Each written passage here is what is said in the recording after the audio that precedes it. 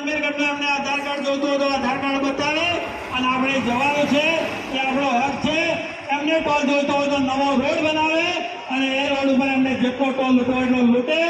અમારે આપણે બાલારામ જઈએ, પાલનપુરના લોકો બાલારામ મહાદેવના સંખ્યા છે.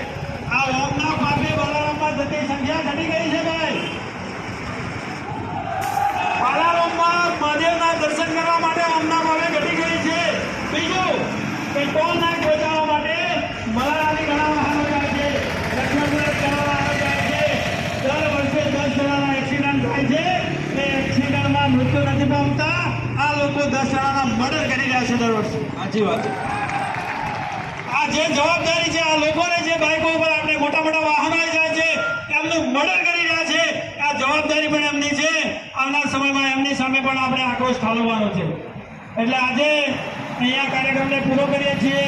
આપણી નીતિ રીતિ પ્રમાણે આપણે બધા જ ઊભા થઈ રાષ્ટ્રગીતનું ગાન કરી અને જે રીતે તમે શાંતિપૂર્વક આવ્યા છો એ રીતે કોઈને પણ ડિસ્ટર્બ કર્યા વગર શાંતિપૂર્વક આપણે ઘેર જઈશું. રાષ્ટ્રગીત ચાલતું હોય ત્યારે આપણે શિસ્ત પ્રમાણે ઊભા રહી અને વ્યવસ્થિત રીતે રાષ્ટ્રગીતને બોલીશું, સાંભળીશું અને આપણે કાર્યક્રમ એના પછી પૂર્ણ કરીએ છીએ.